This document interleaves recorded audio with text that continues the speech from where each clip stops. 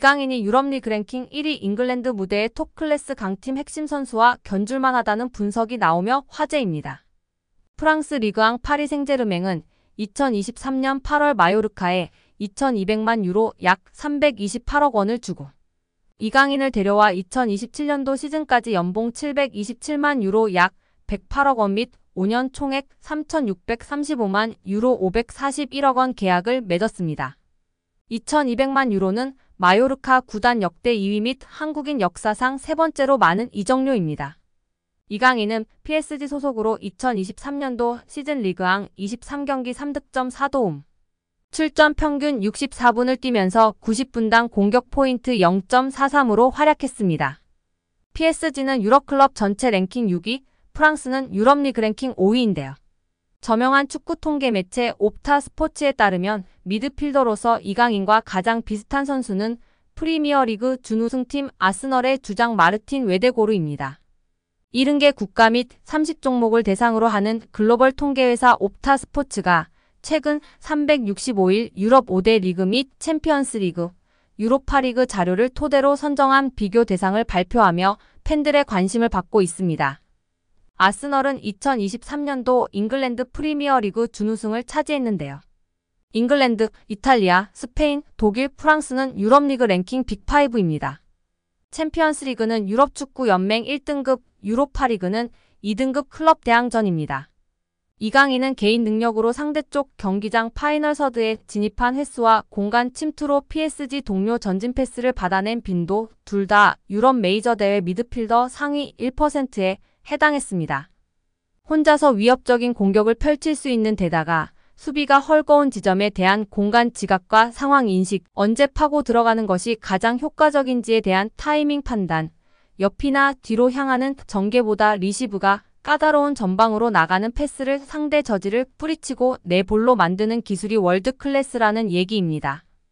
따라서 이강인이 페널티 박스에서 단독으로 들어간 횟수가 최근 365일 유럽 5대 리그 및 챔피언스 리그 유로파리그 미드필더 상위 2%라는 어마어마한 결과가 나왔습니다.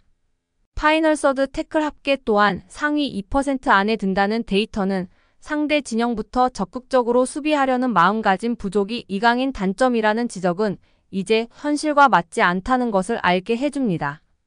파리 생제르맹은 2023년도 시즌 프랑스 리그앙 우승, 프랑스 슈퍼컵 우승, 프랑스 축구협회 컵대회 우승, 유럽축구연맹 챔피언스리그 4강 등 좋은 성적을 냈습니다. 이강인은 라이트 윙, 레프트 윙백, 중앙 미드필더, 폴스 9 등 서로 다른 5개 포지션에서 공격 포인트로 골에 관여한 것이 인상적입니다.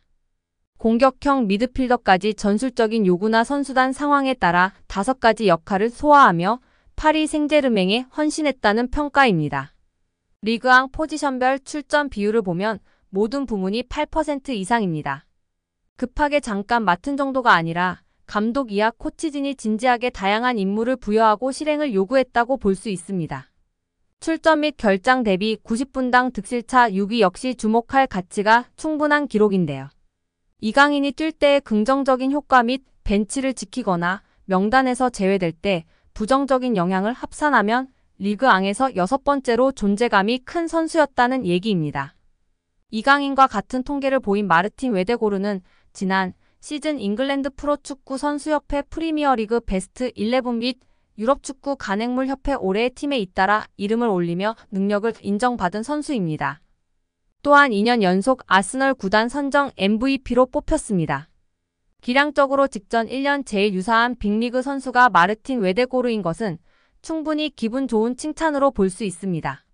세계적인 강호 PSG에서 앞으로도 꾸준히 빛난다면 이강인은 여러 개인 수상을 통해 기량뿐 아니라 국제적인 입지 역시 비교될 날이 올 것 같은데요. 앞으로도 부상 없이 맹활약하길 기대하고 응원하겠습니다. 벤투 감독은 유튜브 채널 FC온라인과의 화상 인터뷰에서 대한민국 축구대표팀 시절 줄곧 외면했던 이강인을 카타르 월드컵에 발탁한 이유에 대해 이강인의 재능이 뛰어나다는 사실은 팬, 감독, 스태프 미디어 할 것 없이 누구도 반박하지 못할 것이다. 하지만 우리 코치진은 그보다 많은 분석이 필요하다. 재능만으로 판단해서는 안 된다. 이강인과 같은 열번 유형의 선수는 주로 공격만을 생각하고 수비를 고려하지 않는다며 솔직히 이강인을 월드컵 명단에 올린 건 월드컵 본선 직전이었다. 이강인을 월드컵에 발탁할지에 대해 확신이 있었다고 한다면 그건 솔직한 대답은 아닐 것이라고 월드컵 최종 명단에 이강인을 제외할 생각도 있었다고 털어놨습니다. 하지만 벤투 감독은 23명 명단에 이강인을 포함했고 이강인은 월드컵 조별리그 가나전에서 부메랑 크로스로 조규성의 골을 돕는 등 톡톡 튀는 활약으로 믿음에 보답했습니다. 벤투 감독은 이강인을 명단에 올린 중요한 이유는 그가 바뀌어서다. 마인드의 변화와 마요르카에서의 활약으로 월드컵 출전의 자격을 증명했다. 그는 마요르카에서 완전히 다른 선수가 되었다. 그의 변화를 이끌어준 중요한 두 사람은 본인과 클럽 감독 하비에르 아기레일 것이다. 이강인은 스스로 스타일을 바꿔야 한다고 인정한 것 같고 아기레 감독은 그런 변화에 대한 확신을 줬을 것이다. 이강인의 훈련 퍼포먼스와 합숙에서 보여준 모습들이 월드컵 무대에서 좋은 성과를 이어졌다고 돌아봤습니다. 여기에 이강인이 유럽 5대 리그에서 가장 인상적인 활약을 펼친 선수로 선정되며 화제입니다. 유럽 축구 통계 매체 소파스코어는 유럽 5대 리그 월간 베스트 11을 선정해 소개했습니다. 이강인은 유럽 5대 리그 월간 베스트 11에 포함되며 맹활약을 인정받았습니다. PSG 선수 중에선 이강인과 비티냐가 유럽 5대 리그 월간 베스트 11에 포함됐습니다. 소파스코어는 이강인의 지난달 활약에 대해 평점 8.05점을 부여했습니다. 소파스코어가 선정한 유럽 5대 리그 월간 베스트 11 공격수에는 케인과 마르무시가 선정됐고 미드필더진에는 이강인과 함께 쿠냑, 브루노 페르난데스, 페린, 비티냐가 포진했습니다. 수비진은 바스토니, 타코스키, 마즈라위가 구축했고 골키퍼에는 레온이 선정됐습니다. 이강인은 올 시즌 PSG에서 펄스9과 측면 공격수 등 다양한 포지션을 맡으며 주축 선수 중 한 명으로 활약하고 있습니다. 이강인이 올 시즌 맹활약을 펼치고 있는 PSG는 내분설이 언급되기도 했는데요. 프랑스 매체 르텐스포르트는 PSG 라커룸이 폭발했다. 루이스 엔리케 감독과 선수들 사이에 긴장에 관한 루머가 나돌았다. 특정 선수가 아니라 여러 선수가 불만을 느끼고 있다고 전했다. 이 매체는 루이스는 감독에게 화를 냈다. 바르콜라와 덴벨레가 루이스 엔리케 감독에게 불만을 가지고 있다고 덧붙였습니다. 프랑스 매체 풋메르카토는 바르콜라는 루이스 엔리케 감독의 지시에 좌절했다. 경기에서 맡는 역할에 대해 좋아하지 않는다며 돈나룸마가 루이스 엔리케 감독에게 불만이 있다는 것은 놀라운 일이 아니다. 아센시오, 덴벨레, 루이스도 감독에게 불만이 있는 선수라며 PSG에서 4명 이상의 선수가 루이스 엔리케 감독에게 불만이 있는 것으로 언급했습니다.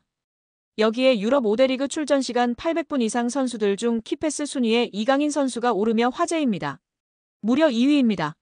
출전 시간 800분 이상 선수들 중 90분당 키패스 개수 환산 시 이강인 선수가 3.6개로 2위에 랭크되었습니다. 1위는 알렉스 베나 선수로 3.8개이며 3위는 근소한 차이로 3.5개로 하피냐 선수가 랭크되어 있습니다.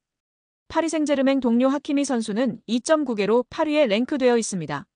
파리 생제르맹의 다른 공격수와 미드필더 모두 10위권에 랭크된 선수가 없습니다. 창조적이며 공격적인 키패스를 넣어주는 선수는 이강인 선수가 단연 으뜸이라는 사실이 증명되고 있으며 오히려 동료 선수들이 받아먹어줬다면 이강인 선수의 도움 공격 포인트가 지금보다 훨씬 높았을 것입니다.